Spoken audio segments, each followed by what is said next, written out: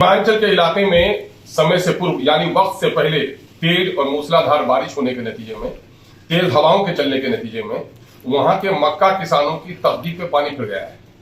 मक्के की फसल पूरी तरह तबाह हो गई है, खेतों में पानी जम गया है।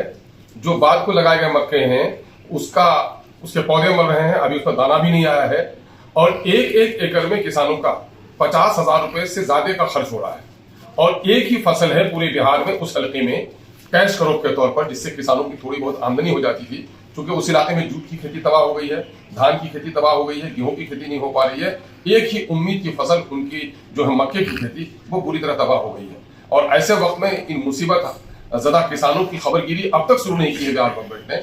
मैं बिहार गवर्नमेंट से, बिहार के एग्रीकल्चर मिनिस्टर से, साथ ही केंद्र की सरकार और कृषि मंत्री महोदय से ये गुजारिश करता हूं कि फौरी तौर पर मक्का किसानों की इस बदहाली का सर्वे कराइए और एक एक एकड़ में जो उनकी क्षति हुई है कम से कम 50,000 रुपए एकड़ के हिसाब से उसका मुआवजा तय कीजिए। आप लोगों ने तय किया है मक्के का समर्थन मूल्य 2400 कुछ रुपए, लेकिन आज तक उस पर खरीदारी नहीं हो रही है। अभी 1800-1900 पर लोग बेचने पर मजबूर हैं।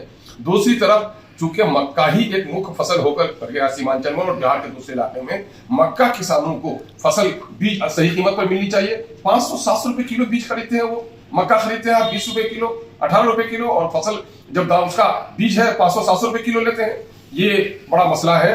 मक्का के लिए बड़ा मसला ये है कि उसके लिए चटाल चाहिए जहां के उसको सुखाया जा सके। मनरेगा से यह काम हो सकता था कि हर एक टोले में, हर एक मोहल्ले में चटाल बन जाता जहां किसान अपने फसलों को सुखा लेते, उनके लिए कोई शेड बन जाता, बारिश में हो तो छुपा लेते। लेकिन ऐसी कोई मदद सरकार की तरफ से नहीं की जा रही है।